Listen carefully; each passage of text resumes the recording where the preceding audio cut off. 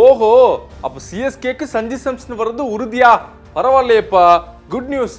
ஆனா இன்னொரு பக்கம் தான் ஒரு ஆப் இருக்கு. அதாவது ஆர்ஆர் அவருக்கு மாற்றாக 2 பிளேயர்ஸை கேட்கறாங்களாம்.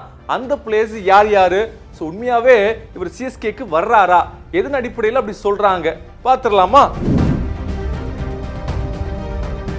ஸோ எல்லாருக்குமே தெரியும், ரீசெண்டாக தான் ஐபிஎல் முடிஞ்சிச்சு. ஃபர்ஸ்ட் முறை பார்த்தீங்க அப்படின்னா ஆர்சிபிக்கு கப்பு கிடச்சிருக்கு. ரொம்ப ஹாப்பியாக இருக்கிறாங்க ஆர்சிபி ஃபேன்ஸு. ஆனால் சிஎஸ்கே ஃபேன்ஸ் பார்த்தீங்கன்னா கொஞ்சம் சோகத்தில் தான் இருக்கிறாங்க. என்ன காரணம்னா, ஒன்று ஆர்சிபி ஜெயித்தது, இன்னொன்று சிஎஸ்கே பார்த்தீங்கன்னா டேபிள்லேயே கடைசி இடத்துக்கு வந்தது. இது ரெண்டுமே ரொம்ப டிஃப்ரெண்ட்டாக தான் இருந்துச்சு. அந்த வகையில் சிஎஸ்கேக்கு நிறைய நல்ல பிளேயர்ஸ் வேணும். ஏலத்தில் போன வாட்டி கோட்டை விட்டுட்டாங்க. மீண்டும் என்ன பண்ண போறாங்க அப்படிங்கிற பல கேள்விகளுக்கு ஆன்சர் வர்ற மாதிரி சஞ்சு சாம்சன் சிஎஸ்கேக்கு வரப்போறதாக சில நாட்களாகவே ஏகப்பட்ட செய்திகள் வந்துகிட்டே இருக்கு. இந்த நிலையில தான் ரீசெண்டா நடக்கிற சில விஷயங்கள்லாம் வச்சு பார்க்குறப்ப, ஓஹோ அப்ப இதெல்லாம் நடக்க போகுது போலே அப்படின்னு பல பேர் பேசிக்கிட்டு இருக்கிறாங்க. இது ஐபிஎல் வட்டாரத்தில் ஒரு மிகப்பெரிய பரபரப்பை உண்டாக்கியிருக்கு. ஸோ எல்லாருக்குமே தெரியும், ஐபிஎல்ல ராஜஸ்தான் டீமுக்கு கேப்டனா இருக்கிறாரு சஞ்சு சாம்சன்.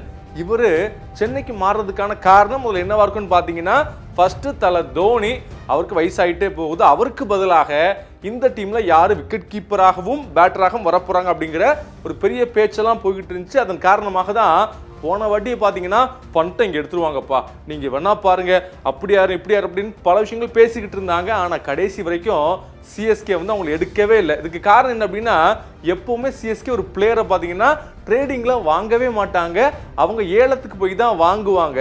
ஸோ முதல் தடவையா ஒருவேளை சிஎஸ்கேக்கு இப்படி ஒரு தேவை இருக்குது, இன்னொன்று ஒரு மோசமான சூழல் இருக்கிறாங்க. அதன் காரணமாக இந்த முடிவை எடுக்கிறதுக்கான வாய்ப்பு இருக்கு அப்படின்னு சொல்லப்படுது. ஸோ இந்த நியூஸ் பார்த்தீங்கன்னா சிஎஸ்கே ஃபேன்ஸுக்கு பயங்கரமான சந்தோஷத்தை தான் கொடுத்துருக்கு. ஆனால் ட்ரேடிங் அப்படிங்கிறப்ப இங்கிருந்து நீங்கள் ஒரு பிளேயரை வாங்கினீங்க அப்படின்னா ஒரு பிளேயரை கொடுக்கணும் இல்லையா?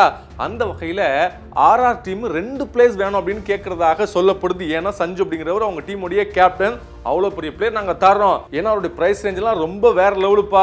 ஸோ ஏலத்துக்குலாம் நீங்கள் போய் எடுக்கவே முடியாது. ஸோ எங்களுக்கு 2 பிளேயர்ஸ் வேணும்னு கேட்டிருக்கிறாங்க. அந்த 2 பிளேயர்ஸ் யாருன்னு பார்த்தீங்கன்னா, ஒன்று சிவம் டியூவே, இன்னொன்று பார்த்தீங்கன்னா அஸ்வின் ஆல்ரெடி ஆர்ஆர்ல தான் இருந்தாரு. ஸோ இவங்க 2 பேருமே நீங்கள் தந்தாதான் நாங்கள் இவரை தருவோம் அப்படிங்கிற மாதிரி பேச்சுவார்த்தைலாம் போயிட்டு இருக்கான். ஸோ அந்த வகையில் இப்போ எப்படி இந்த தகவலாம் வெளியில் வருதுன்னு பார்த்தீங்கன்னா, இப்போ எம்எல்சி நடந்துகிட்டு இருக்கு இல்லையா?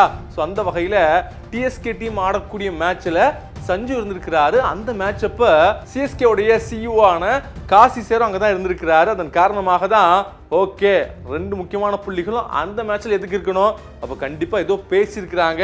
நிச்சயமாக ஏதோ ஒரு தகவல் வரப்போகுது அப்படின்னு சொல்லப்படுது. செய்திகளை உடனுக்குடனும் துல்லியமாகவும் தெரிந்து கொள்ள சப்ஸ்கிரைப் பண்ணுங்க.